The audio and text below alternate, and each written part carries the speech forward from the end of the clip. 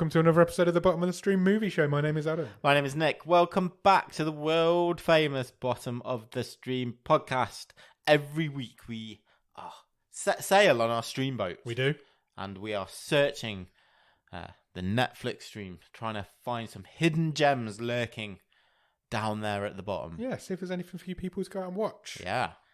We've been relatively successful recently. I should say so. This week, though, is a wildcard week. It is. Second wildcard week in a row. Yeah, and the final wildcard played Yeah. this season. At the end of this episode, we will know who has won the Season 9 wildcard race. We will. Who's winning it currently? I think it's yourself. I think it is. So yeah, we'll know at the end of this episode if Ross has managed to beat me, unlike everybody else. And because Ross has picked this movie, Ross has picked a movie called Sextuplets. Sextuplets was released in 2019. Yeah. It's a 12. It runs for 1 hour and 37 minutes. And it's currently rated at 4.5 out of 10 on IMDb. 4.5 out of 10? I would say it is a sad indictment of the IMDb rating system when Sextuplets is only 2 points lower than To the Bone, which we watched last week. Yeah. Which, let me just remind you, is a very serious film about anorexia. Yeah. And this week, we're watching this. Yeah. Which we'll get into it. This film stars a guy called Marlon Wayans. He plays a character called Alan. He also plays a character called Russell. He also plays a character called Dawn. He also plays a character called Jasper. And he also plays a character called Ethan. And Baby Pete. And I think there's one more. Mum. Oh, yeah. The reveal at the end.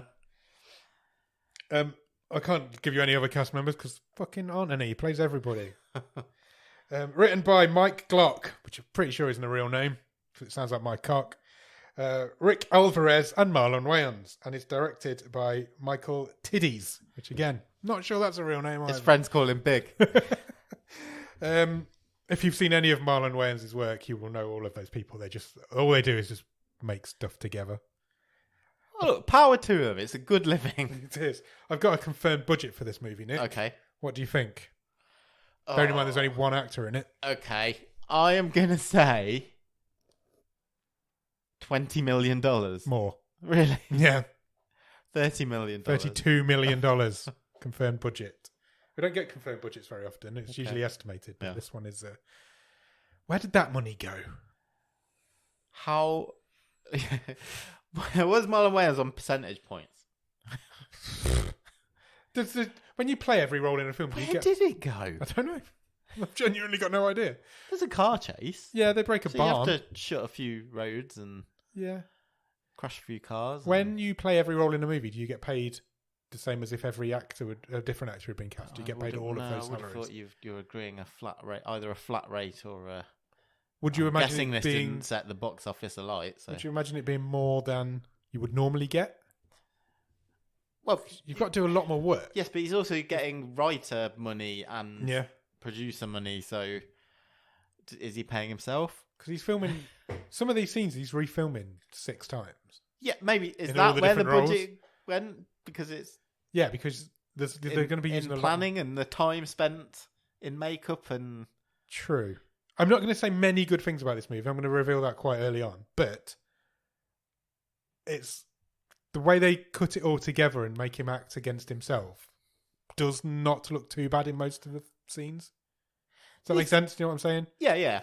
But, and also, in terms of pure logistics and effort, this Marlon Wayans has had to work hard on this movie. Yes, I think that's what I was getting at. And it looks... he has not phoned this in. No. In terms of... He's committed to the bit, isn't he? Yes, 100%. Because if he isn't, then this movie doesn't exist, because he's the only person... He's not the only person in it, but he might as well be. Yeah. I'm just thinking about the logistics and the look of it, where he's acting against himself. It doesn't look too bad. No. There's one scene where I was like, oh, that looked a bit CGI-y. Okay. But other than that, I thought it looked fine.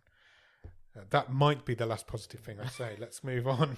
Do you have a one-word review of Sextuplets? 6 bomb. 6 bomb. Nice.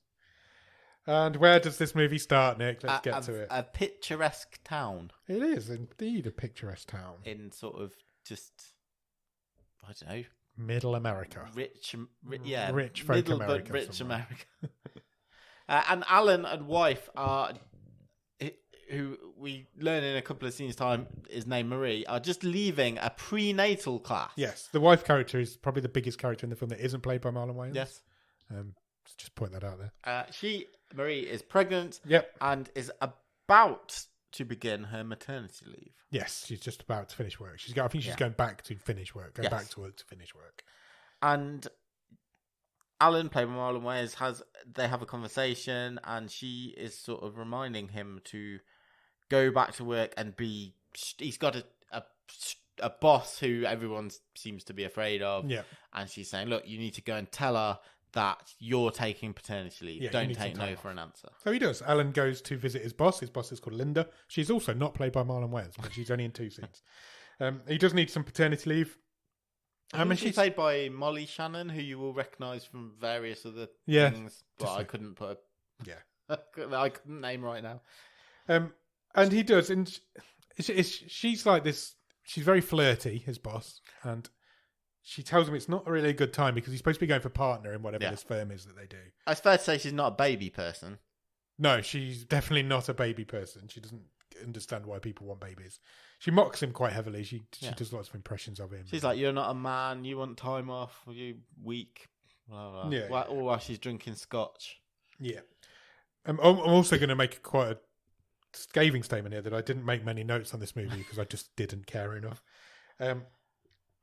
So then we cut to the 35-week baby scan. Sure. The pair of them have gone to this scan, and the nurse is trying to get some family history from them both. Yeah, they feel like it's a bit late. They have the ultrasound; it's all good. Yeah, no worries there. And yeah, it does seem a bit late. If there was any concerns, imminent baby coming mode. Imminent baby coming mode. That's what they call the 35 weeks. And it's revealed to us at this point and to the nurse that Alan has no family history. He was adopted. Didn't know his parents. He didn't know his birth mother or father. He was adopted and he's grown up as an only child. So he can't tell the nurse his family history. Yeah. So they go home. They obviously live in a massive house because movies. I don't know if it's their house or her parents' house. It doesn't matter. No, they went to her parents' house later on. Oh, okay. They go to her house because I've written, again, another massive house. Yeah. They go to their house. It's this huge mansion type thing that everybody in. It's definitely in Bottom of the Stream movies. Everybody lives in massive houses. And Alan's having a bit of a whinge about not knowing his family history. It's kind of hit home to him a little bit that he doesn't know if he's got diabetes in the family or any like. What's that? And obviously they're having a baby. He's like, oh, I feel like I should share that with with my family. Having your mum becoming a grandma and all that sort of stuff. It reveals he's never tried to track down his parents or his birth family. Yeah. No, he's tried, but it's come to like a dead end every time. Trying to find birth certificates and what have you. And Marie, was his wife called Marie? Yeah. She reveals that her dad is a judge. She reveals to us. I presume he already knew. Yeah, I assume he already knew. And that he could help Alan out. Yeah, this is like the first... But it's like... It is weird, because it's like... Why has she never We're said this watching before? them having this conversation for the first time. Yeah. And it's like, oh, yeah, why didn't we think of that before? Yeah. But Alan's worried because the judge doesn't really like Alan. No. He's never approved of the marriage. They are married. He's never approved of the marriage. And he doesn't want to owe his father-in-law anything, favour, basically. So then they go to her parents' even bigger house, which is what my note says, so we know they've been to two houses. And there's a surprise baby shower being held. There is. Which neither of them knew about. And we meet Alan's friend, Doug, for the first time. Yeah. Or colleague. I would say. He's got this Russian girlfriend. They make a joke about Russians stealing. And then he goes to talk to her dad. He doesn't... Alan's... I don't know the dad's name. No, Judge. I've just put father-in-law. I've just put the judge. He doesn't make any bones about the fact that he doesn't like Alan. No, he's like... He doesn't hide it at all. The fact that Alan's from sort of low stock. Yes. Compared to Marie. Yeah, because the judge says the family is everything to this judge, and Alan doesn't have a family, so that makes him look down on him. He virtually says that to him. Yeah. So Alan asks him, he does ask him to unseal his adoption papers. Yeah, he says, I need a court order to get access to some of these records. Which he can do. Yeah. And it turns out he can do very quickly. Yeah. because it's less than half an hour later, according to the dialogue in this movie. That This baby shower was over quickly. Yeah, the papers are there. In the Alan house. and Marie's living room. Yes, they have them. The baby shower's over now. Yeah. And they do say, I only asked him half an hour ago. Yeah. This baby shower was in full swing, and now they're in their room opening gifts and have these papers. And it has his birth certificate inside, which also has his mum's address on for some reason. And he's then debating, well, should I go and meet my mum? Yeah, and it's got a name. Yeah. And her name is Lynette Spellman. Yes. And that's the first time he's ever known that. So he gets a bit excited. He doesn't quite know what to do. Well, he talks to Marie about, like, Yeah. he goes into a sort of monologue about, maybe she owns a shop, she a florist, she could, is she a millionaire? Imagining all these various scenarios. So pretty much straight away, he gets in his car. He decides, I'm going to go and try road and find trip. the house isn't that far away, I don't Yeah. think. I'm going to go and track it down. So he goes, and he goes over to this house. Another big house. A bit more rundown than the other two. It seems to be that he's both miles away from home and not very far away. Yeah, I got the when impression the this movie wasn't that. requires it. Yeah. Because there is a bit of a road trip type montage as he's travelling. Because he's trying to like practice his patter, isn't he, of introducing I got the impression the mother didn't live that far away from him. Yeah. But everybody else in the family does live quite a long way away. Yeah. So because this movie's basically a road trip movie. Yeah. He knocks on the door, and what I've written is an angry man answers the door who's waiting for the postman. A peephole shutter in the door, in this house door. Yes, like you see in like medieval movies. Yeah. And I just put an angry Mork and Mindy fan turns him away. Basically, yeah. This man's waiting for the postman. Thought Alan was the postman. He isn't. And he's waiting for a cassette of Mork and Mindy. Because, why not? And this is Russell. We meet Russell for the first time. He says, I've never heard of what's his name? Lynette Spellman. Yeah. And Alan says, well, the name's on the postbox here. Yeah. And Russell says, okay, you got me. You got me, I was lying.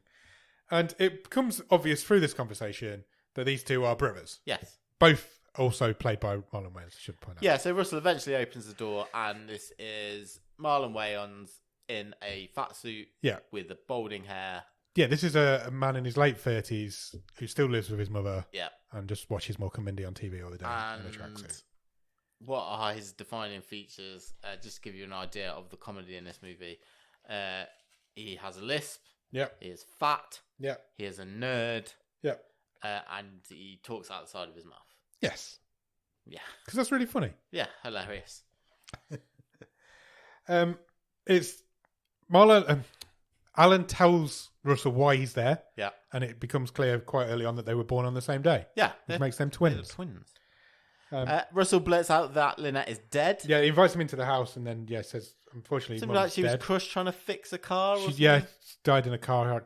She was crushed by two cars, something like that. So Russell's like, he wants to get Alan out of the house. He's not interested in knowing his brother. He tells him to go home and start mourning, which I thought was an interesting way to put it. But he doesn't. Alan doesn't. He sticks around. He's like, have you at least got any pictures of her? I can see what she looked like. I've never met this woman.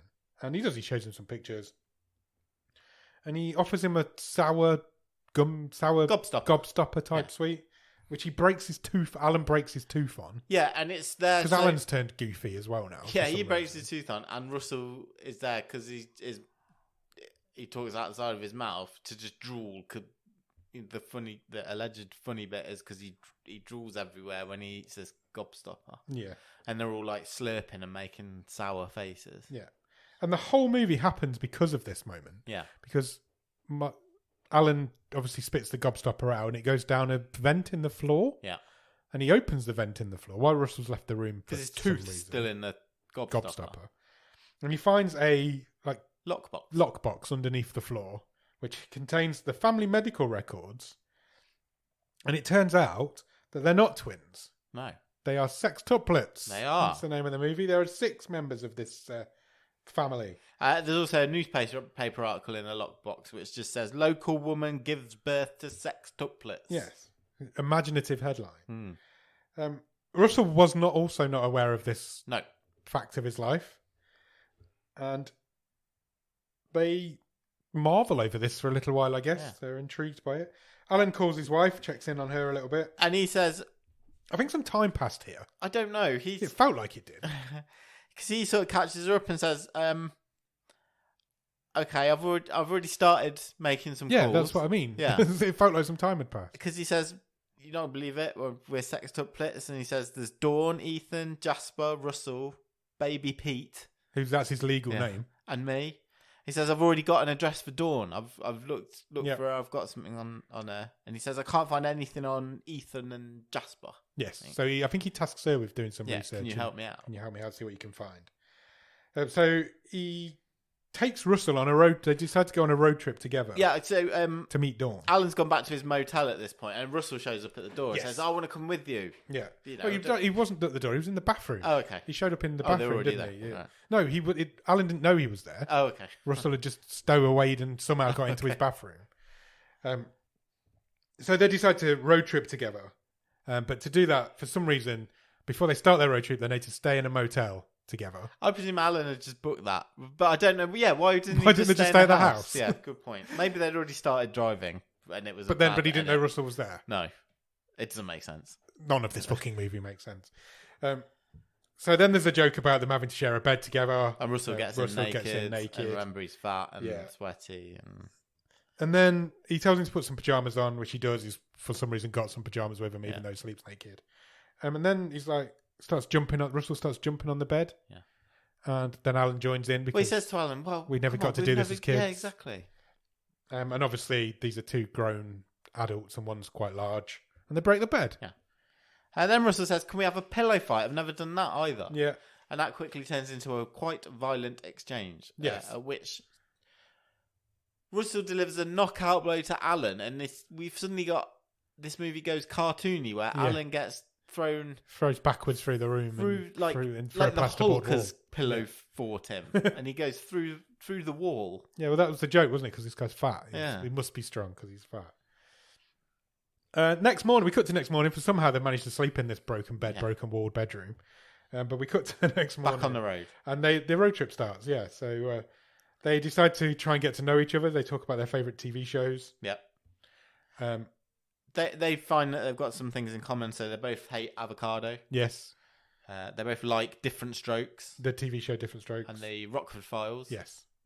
And so then they do this thing where they sing the Different Strokes theme tune together, and that seems to be the thing that bonds them for life now. These two are like best mates. And then they start singing something else and it makes Russell fall asleep. Was it the Rockford Files theme tune? There was something that made Russell fall asleep. Again, it was the MASH theme tune. Yeah, MASH theme tune made him fall and he falls asleep with his head out the window and like again, a dog. dribbling everywhere. Yeah. Later on, it's dark. They drive all night. All day. Until nightfall. Yeah, it's dark. Russell's still asleep and Alan wakes him up because it's his turn to drive. Russell says, I can't drive. I can't drive. Never learned to drive. So instead of him taking over to drive, they decide to pull over. It's parked in a field. Just pulls over to a random field with a cattle grid. So as soon as I saw that cattle grid, I was like, well, this is obvious where this is going.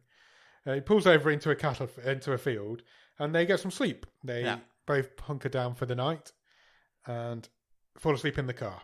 And they wake up the next morning. So we're on like day 3 of this road trip already. Yeah. They wake up the next morning. Russell's not there. No, Alan's alone in the car. Yeah. So he gets out. He starts shouting Russell's name to find out where he is. And Russell comes running back across this field, doing his trousers up. Yeah. And he's being chased by a massive bull in a joke that nobody saw coming. We don't see the bull yet. Not yet. But Russell is clearly shouting, bull, move. Yeah. And Alan's just now got to be completely stupid for the requirements of this movie. And he's like, what? What? Can't hear you, what? And then, a massive bull comes running out. Huge CGI bull. Yeah. Follows Russell. Russell gets into the car but leaves Alan on the outside, locks himself in. Yeah. And he manages to get out of the way just as the bull gores the side of the car. He gets around the other side, the bull gores the other side of the car. And eventually they both get in and they drive off. Well, Russell drives. But Russell drives, but he doesn't know how to drive. Yeah, this is his impromptu driving lesson. So he basically drives in loops around this field. The bull's chasing them. They end up jumping through a barn somehow. Yeah, they launch into the air. I've written here, they crash through a barn which must have had a ramp inside. Because they go on the floor and they come out the top floor. Fuck knows how. And it's revealed during this, right? Because Alan says, why is the bull chasing you? What did you do to it? And he's got Russell's got this thing for cereal. Oh, yeah, he loves cereal. He loves breakfast cereal. He's like, I tried to milk it through its teat. Yeah. And it's a bull. So he's basically wanked off a bull. And that's why it's pissed off. Then they drive to Alabama. Yeah, they got the address for Dawn. They know Dawn lives in Alabama. We don't know where. I don't think we know where they started, which would have helped. Yes. Because we're told where everybody else lives. We've got no geographical reference. But they get to Alabama and they turn up at Dawn's big house because it says she lives in a big house. But she doesn't live in a big house. She lives in the big house. She's in prison. So they go to the prison. And they meet Dawn for the first time. And Dawn, again, is another unit. Yes. She's a big old unit. Yeah. She's in prison. She's kind of in charge of this prison. She's like the boss lady of this woman's prison. Yeah. Everybody kind of respects her. Oh, played by Marlon Wayans. Oh, of course. Yeah. Sorry, we didn't mention that. Basically, they have the same conversation that him and Russell had. Yeah. Where she's in prison for fighting. She's in family. Yeah. It's not her first time in prison. You're one of 6. She didn't seem at all surprised by the fact that she was a sextuplet. And eventually, she gets quite angry that he didn't bring her any fags or smokes, as she calls them. And then Russell has. He's got some hidden in his butt cheeks. Then Russell gets his hand stuck in a vending machine trying to get some cereal because he's fat. And it's revealed he calls her a stripper, and she's like, "I'm not a stripper, I'm an exotic dancer." And she gets really annoyed that he called her a stripper. Yeah, and she does all this. She dances in the middle of the break room in the prison, doesn't she? She's like, plie, ass on face. That's what she says. That's how she dances. Yeah. And Alan then tells Dawn that she's going to be an auntie because his wife's really pregnant. happy. She's quite happy about that. And she's like, "Oh, you need to get me out of here. You need to pay my bail money." Yeah. It's only 10 grand. Get me out. She's in prison. I mean, is bail money still a thing? I'm not sure it is. I was wondering all the way through this, what would happen if I just stopped watching it? Well, the world would have continued to spin. Yeah, but how would this episode have worked? Because it's never happened on the show. I was just going to not tell you and just go, and this is the point I turned it off, over to you. We would have been fine. I'm sure we would. As long as but I didn't. I stuck to the end. As long as one of us gets to the end. No, I'm proud of myself. You owe it to your I would never turn audience. one off. I don't think I've ever turned a movie off. No, I have. That's not true. But I've never walked out of a cinema. But it takes a lot for me to turn a movie off, and I wouldn't do it for the show. If I was going to do it, this would have been the day. The guards then discover the contraband cigarettes, and Alan gets carried away by a guard. He gets taken into women's prison, and Dawn gets carried away as well. And then he's suddenly outside. That's not an issue. No, they're back outside. Outside the front gates. I'm pretty sure what happens here is Alan calls his wife and says, "I need to pay this 10 grand bail money." I put Alan calls Marie, and then I've put he may have paid the 10 grand. I thought he was asking her permission to pay it. Yeah.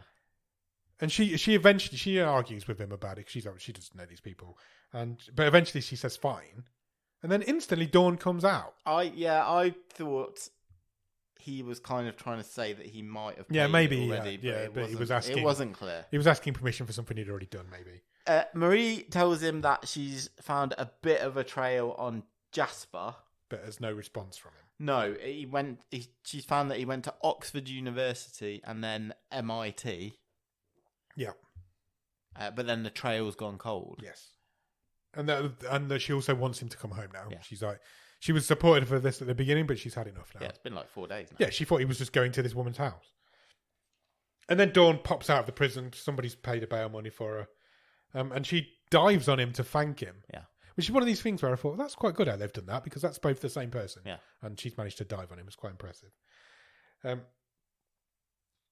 Then we cut away from Alan and Russell and Dawn. Yeah. And we meet a new guy. I wasn't expecting this turn. No, nor me. So some green shoes go to Alan's workplace. Yeah, we go back to Alan's workplace where he works for TikTok Media. Not that TikTok, but a different one. And yeah, somebody who looks remarkably like Marlon Wayans, goes into the office, talks to Doug, Alan's best mate. Yeah, and all of Alan's white co-workers are stupid, and the joke here, I guess, is that they can't tell that this isn't Alan. Yeah. Even though he has completely different dress sense, completely different hair. He's got a grill. Yeah. And he's talks completely different. Yeah, and he's dressed like a pimp. Yes. Even his best friend Doug doesn't spot this. No. Even when... This is Ethan, I'll reveal that now. Even when Ethan says he's never been there before, he doesn't know who the boss is or anything, Doug's still not buying this. And he wants to know where the money is. Yeah, where's the money? Where's the money? Where do you keep Rich the place money? like this, where's the money? Yeah. And then, so... It doesn't get his answers from Doug, so he walks out into Doug says, "Go. You need to go and talk to Linda." Yeah, so he walks out into like the, I guess like bullpen of this office, gets a little knife out of his pocket, and says, "Where's Linda's office?" And every single white person in the office points at Linda's office, and that's it. And then he goes to Linda's office, and I was like, "Well, this is so weird." So he goes to Linda's office. He meets Linda, who also thinks it's Alan. Yeah, and she just thinks he's got his attitude, and she's happy because that's what she said at the start. Wanted, like, grow a pair, and he asks her for an advance on his wages, and she's like, "No, I don't do advance." They start threatening each other, which turns quite flirty, and then she locks the door. And he's like, "Oh, there's my raise." Yeah, and then they start kissing, and then the scene cuts away. Meanwhile, back with Alan, Dawn, and Russell, they are at a gas station. They've stopped at night time again. Still travelling. So we're day 4 now. They found out. How did they find out about Baby Pete? Well, first Dawn's coming onto some truck. Oh yeah. She's like prostituting herself. And Alan's on the phone to Marie, and I can't remember where the information comes in, but yeah, basically they find out that Baby Pete, his legal name, is in a hospital. Yes. For which they have the address now, and he may only have a few days to live. Yes, he's dying. And it's in Mississippi. Right. I don't know how far Mississippi is from Alabama. I'm not sure. So they all decide they need to go. They're going to go. The plan was to drop Dawn off, take Russell home, and then go back home. Yeah. That was their plan. But now they've decided they all need to go to see Baby Pete because it might be the only time they ever get to meet. Exactly. So they're going to drive to Mississippi. Before they can do this, Russell gets out of the car and smashes a wing mirror off a dude's truck. Yeah, it's the same. Which is one of the dudes that Dawn's been flirting with. She ends up threatening them and talking to them. And one of them ends up punching Alan in the face and breaking his nose. And then Dawn beats the crap out of both of them. Well, yes, but just before that, Dawn does... the reason it made me laugh is she does a werewolf impression. She does, and it made me laugh. This is actually the best werewolf we've seen on this show. Is Marlon Wayans in a fat suit pretending to be a werewolf. Pretending to be a woman who's also a werewolf. And she starts sharpening her long nails on the floor and stuff, didn't she? Yeah. So she beats she literally Superman throws one through her. Yeah. It's crazy. She throws a shoe at one and knocks him out. We then cut back to Ethan. Ethan's left Alan's workplace now and is now at his house. Yeah. He goes upstairs into Alan's bedroom. He's still looking for money. He finds and he sees some photos. Does, yes. So he knows what Alan he knows what Alan's looks like. So he goes into the bathroom and magically becomes Alan by taking off the Ethan wig and putting on some of Alan's costume. Gives himself a haircut. Yeah, he says, "I'm going to take his identity and his bitch." Yep. Alan's wife then comes home and she also mistakes him for Alan. Yeah. And I put, to be fair, he's not wearing the Ethan costume anymore. No, but he does talk like a 1970s pimp. Yes, and he's a dick. And he talks nothing like Alan. And she's like, "Right, come on. Anyway, forget about all those minor changes. Yeah. We're going to be late. We've got a breastfeeding class." Yeah. So Ethan's like, "Oh, yeah. Yeah, we have." Oh, it's insane. I've just Googled how far it is to Alabama to Mississippi. And the first thing that came up is Alabama to Mississippi flight. It's 2.5 hours drive. Okay. So not too bad. Because they're now in Mississippi. They've got to the hospital, our 3 characters. Alan's nose is like mash. Yes. And he sees it before he goes to see Baby Pete. He goes to see a doctor and he's like, "Yeah, we'll sort your nose out, no problem." And they like crack it back into place. And he screams. Yeah. Then they go to meet Baby Pete. He's dying. He's... I don't know how to describe this because the runt of the litter. movie doesn't even try. No. But he's basically a little man. Yeah, he's a tiny little man. Yeah. It's basically what he is a tiny body, and Wayans' head's poking through the bed, Yeah. pretending to be this guy. It's like Marlon Wayans' head on Hezbollah's body. Yes, basically. He's the runt of the litter. He's always Yeah. been the ill one. He's always been sick. He's never grown like he should, and now he's dying of kidney failure. And lots of stuff goes on. Dawn and Russell talk to him as if they've known him their whole life, even though they've never met him They've before. only been in the either. room 5 minutes longer Yeah. than Alan. They all work out that they're all ambidextrous. Yes. And they bond over that. Yeah. And he needs a kidney. And obviously he can only have Alan's kidney. Then he needs Alan's kidney. Dawn needed 10 grand. He needs Alan's kidney. Well, yeah, and he can't have Dawn's kidney because she's Done too many drugs doing and too many drinking drugs. in her life. And he can't have Russell's 'Cause he's too kidney fat. because he's morbidly obese. Yeah. So he needs Alan's kidney. Alan's not keen on this idea. He's never met this guy before. He's about to have a child of his own, so major surgery is probably not a good idea. And he can't risk his kid growing up without a father. But Baby Pete says, I've only got 3 days to a week to live. Yeah. Which is very specific. 3 days to a week. I'm all right for the next 2. Then he goes to see Alan goes to see somebody to get his nose fixed. No, he has to sign some forms. The doctor comes in. Yeah. He says, here's like, the "Here's consent forms to do your nose. To do your nose. And coincidentally, Baby Pete's got the consent forms to do the kidney transplant so on he his bed. switches them. So he switches them without anybody noticing. So Alan signs the forms, expecting to get his nose done. What he's actually done is signed his kidney away. At the breastfeeding class, Ethan and Maria are quickly thrown out Yep, from because his inappropriate behaviour. he's trying to take pictures of boobs, Yeah. basically. And at this point, Marisa says, this isn't Alan. Yeah, finally she figures out this is not my husband who I'm about to have a baby with. So she goes to call the police because Yeah. she says straight away, "You're Ethan, aren't you? Yeah. You're either Ethan or Jasper, and Yeah, you're I not presume Jasper. you're not the one who went to Oxford University." And he says, "Don't call the police. I'm in a bad place." And then he gives her this story. I don't know if this is true or him just bullshitting. That he had a successful nail salon. Yes. That was his business of his dreams. It was going really well, but they were screwed by the landlord and it went bust. Yeah, he lost his business and lost all of his money, and now he's broke. And Marie says, I think this is the point where she announces she's a lawyer. Yeah, And obviously we already know her dad is a judge. yeah, So she says, I can make some calls and we can sort that landlord out. yeah. So she went from going to call the police on him to going to help him out. Yeah. Meanwhile, back at the hospital, Alan's going into surgery. Just as he takes the anaesthetic and is about to go under, he figures out what's happened. Yeah. Because they start drawing on his chest to where his kidneys is. Kidneys is? Pretty sure they're not in his chest. No. So he figures out what's happened. He gets up and runs away, but he's obviously still under anaesthetic. So there's a comedy running scene down a corridor. Yes, and he runs straight into a door which is as Russell is coming out of the vending machine room because he's eating again. with his arms full of cereal. Yep. And he gets knocked unconscious. Meanwhile, back at the house, Ethan's painted the nursery. Yeah, he's done a really cool Done a nice mural. mural on the wall. And Marie's quite moved by yeah, this. she loves it. Alan then wakes up and they have taken this guy's kidney. But they have fixed his But nose. they have also fixed his nose. They've done So, both. win some, lose some. Yeah, he didn't sign the consent forms for his nose, but they did fix both. And he's like, he wakes up and Dawn and Russell are there and he's like, where's baby Pete? Yeah. And this guy, and I'm sure this is not medically sound, No. has checked himself out of hospital already. Yeah, already. Well, New kidney. so they told See you Alan that later. he'd got to stay in for a week. Yeah. But baby Pete's been allowed to leave the country. Yeah, he's on a 'Cause flight to he's also Havana. fled the country for some reason. Because apparently baby Pete had already raised 200 grand through crowdfunding. Yeah. And he's gone to Now live he's got his that days because he out in doesn't need Havana that. on the beach. Yeah. Also, Dawn's now cleared off with a car. She's left. Oh, she leaves a note saying, I owe you one car and 10 grand.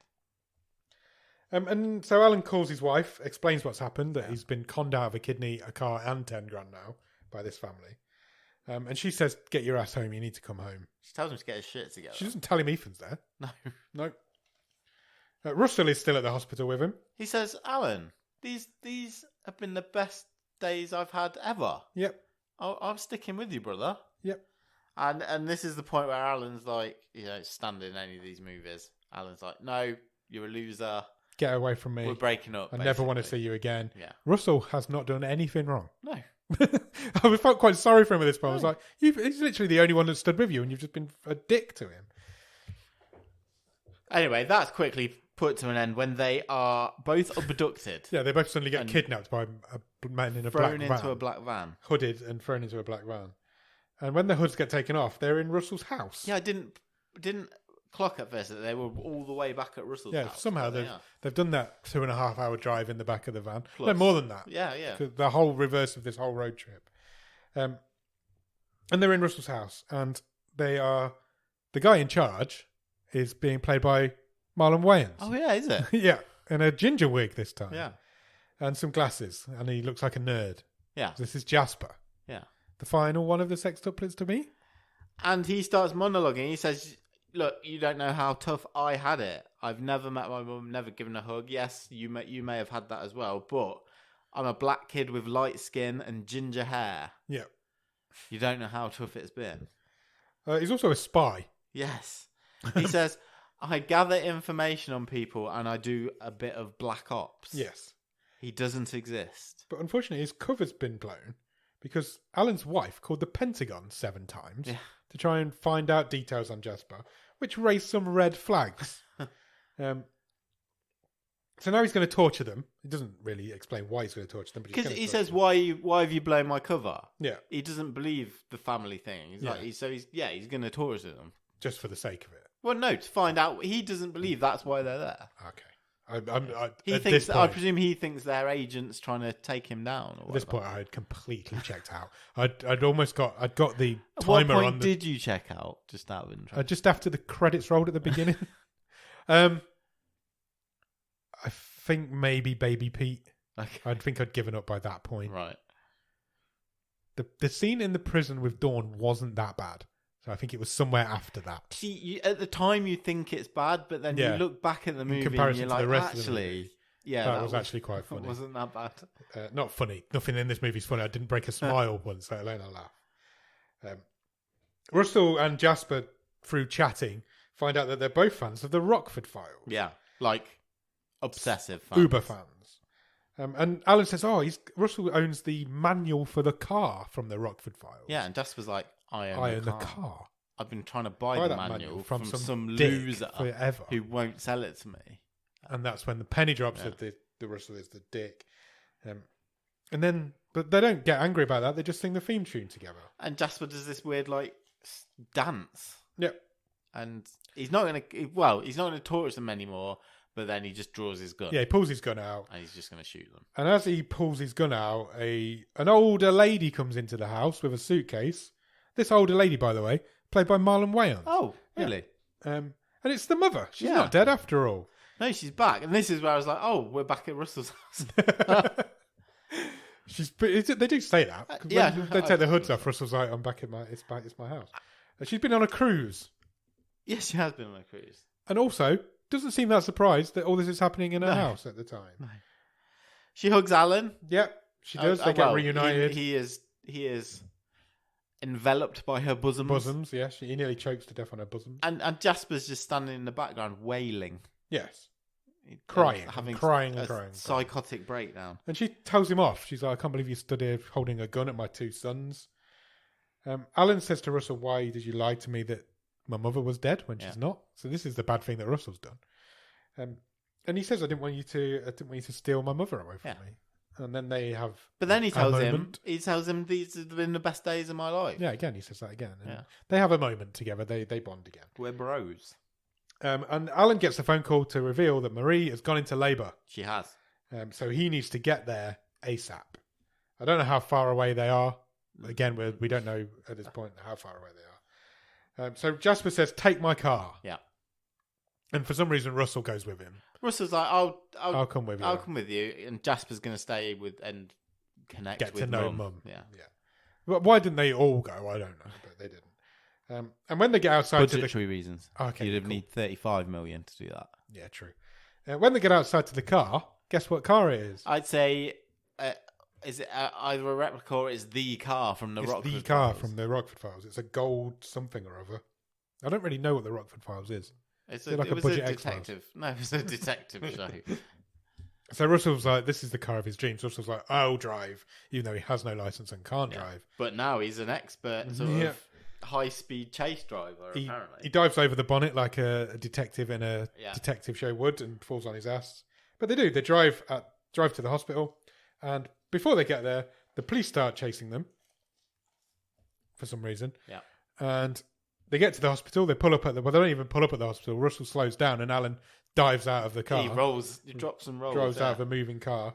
And Russell, who can't drive, manages to... No, but he did have the manual to the car. He did have the manual to the car, that is true. And he manages to get away from the cops. He does some cool, manoeuvres to get away from them. And Alan arrives just in time for the birth, and he meets Ethan for the first time. Yeah, and in the background, the police are sort of roaming the hallway. Yeah. But yeah, Alan is shocked that Ethan's there. And there's been a joke all the way through the movie that Alan doesn't think he looks like any of these people. Yeah. But all these people think he looks like them. Yeah. But then when he meets Ethan, he realises he really, really does look like Ethan. Because Ethan's changed himself to look like Alan. Yes, basically. Ethan then leaves them to it, and she goes and has the baby. And then the film cuts to 3 months later. And we're at a house party. Yeah. I presume they're just finishing the baby shower that they didn't finish earlier on. I'm not really sure. I don't know. I think it's a welcome it's a 3 month, baby. Welcome. It was 3 months later. Yeah, I don't Babies know. are old news by 3 months. And everybody's there. Marie's dad's there. The judge is there. All the family are there except for baby Pete. Dawn comes over and congratulates Alan on what he's done to get the family back together. Oh, they all spit out avocado dip. Yeah, none of them like avocado. Dribbling avocado everywhere from their mouths. Yeah.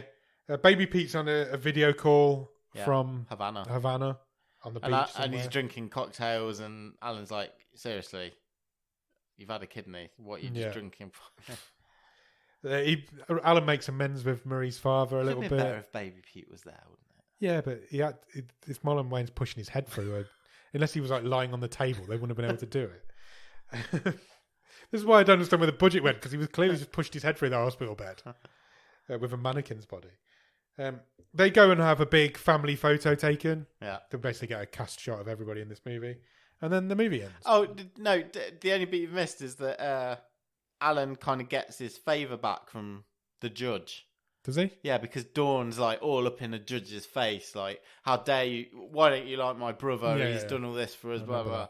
And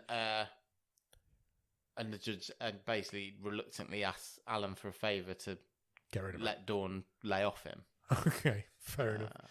So they kind of reverse the scene from the start. Got ya. And they take the family picture, and the whole thing's over. The whole thing's over and done with. So he had one hug from their mother that he was looking for. That was the only time she was in the movie. Thoughts, Nick? Well, I'll tell you what.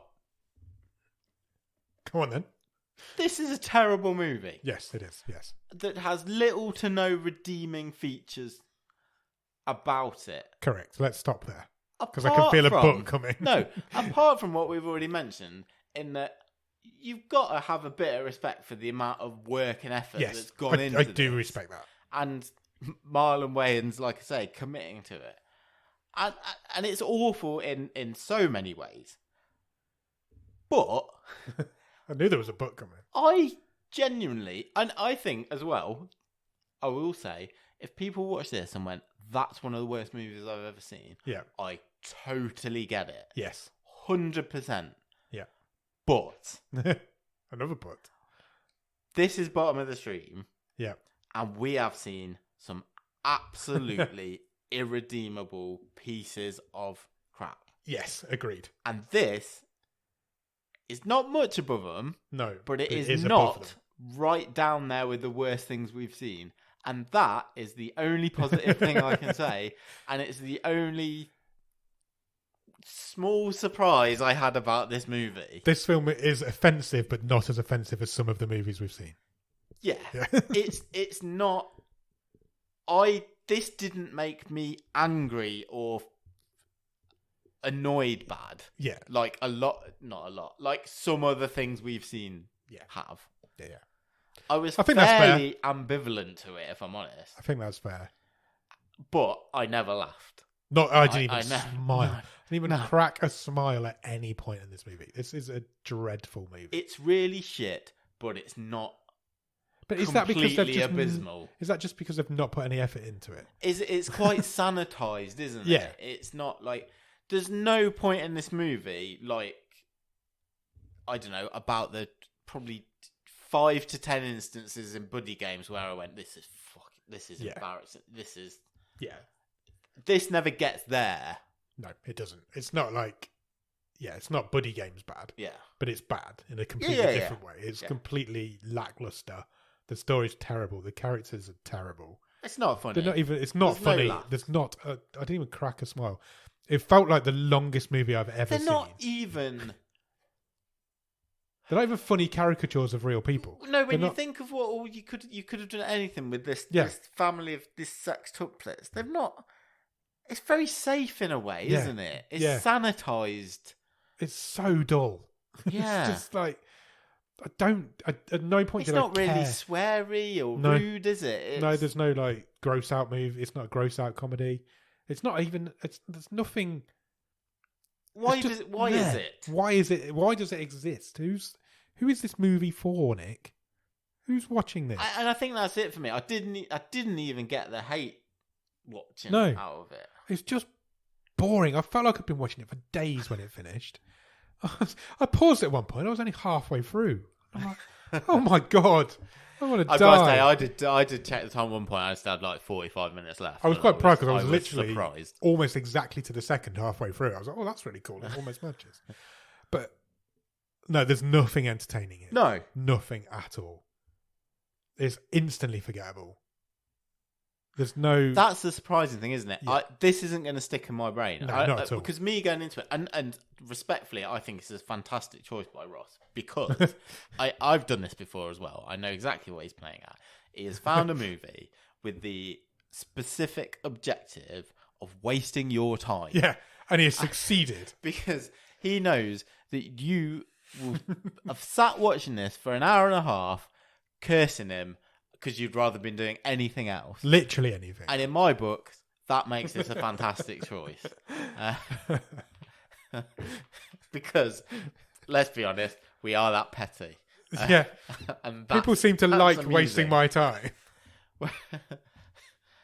I know exactly why he's done it.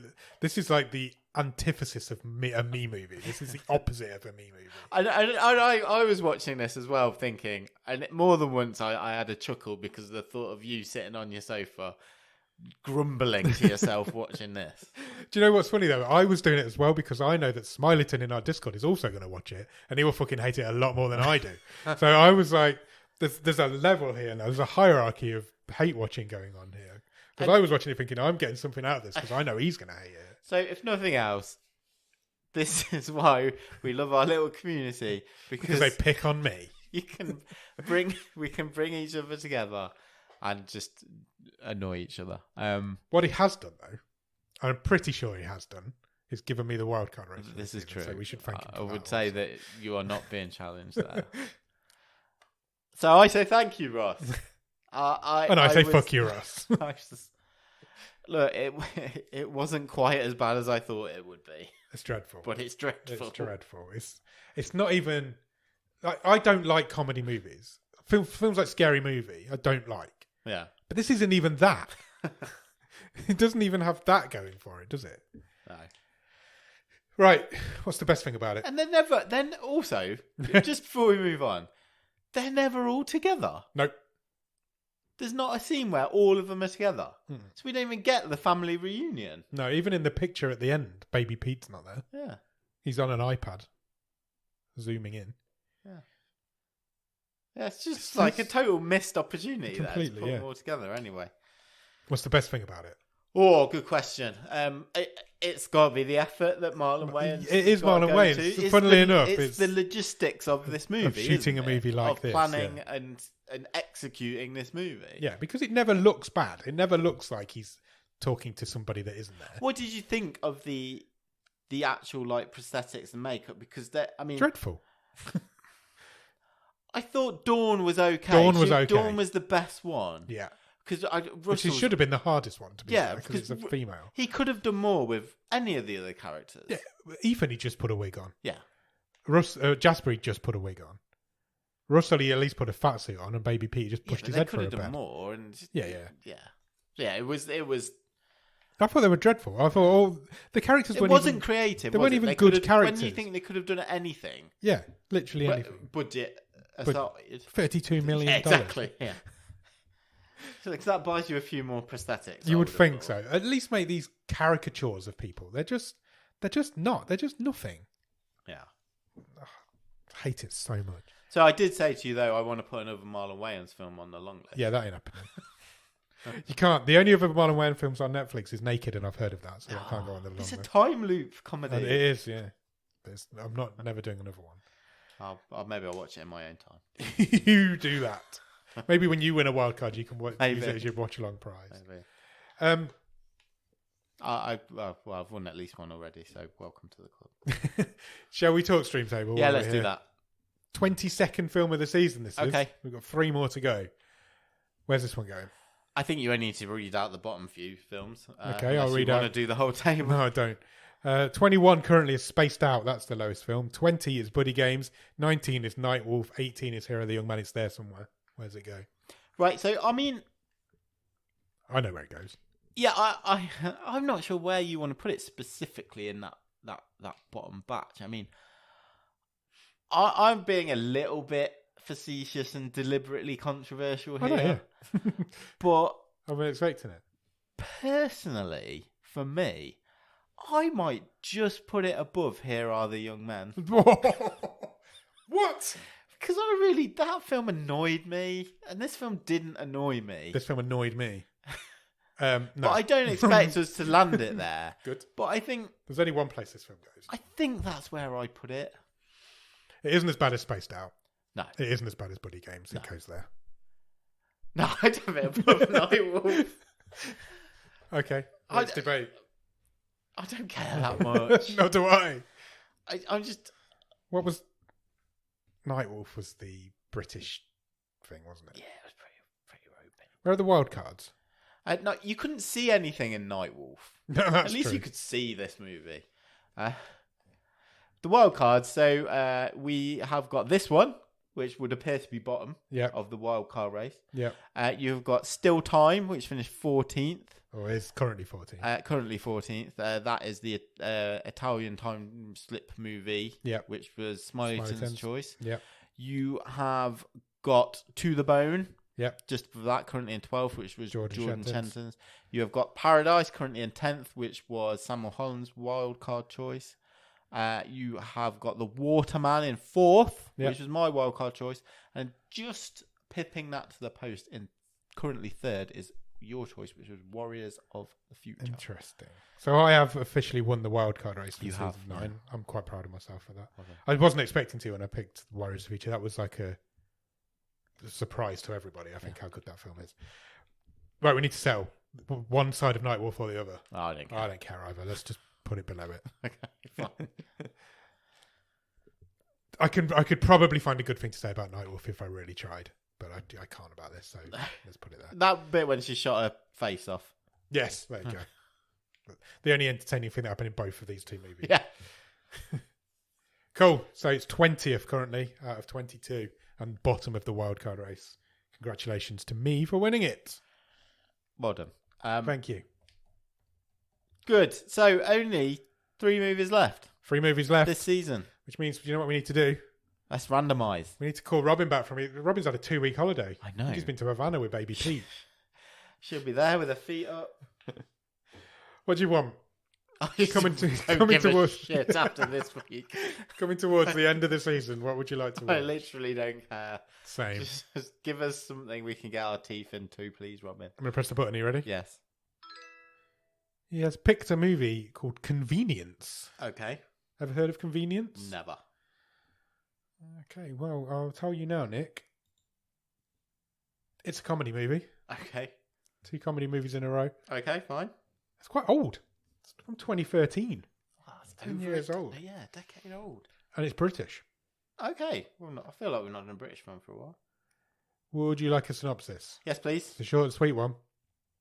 2 convenience store robbers mess up the crime and end up working there for the rest of the night. Okay, lovely. That's Definitely a synopsis. That is a synopsis. That's what it says. Do you want to know who's in it? Yes. Rape and Facky's in it. Okay. Vicky McClure's in it. Right. Anthony Head. Right. And Vern Troyer.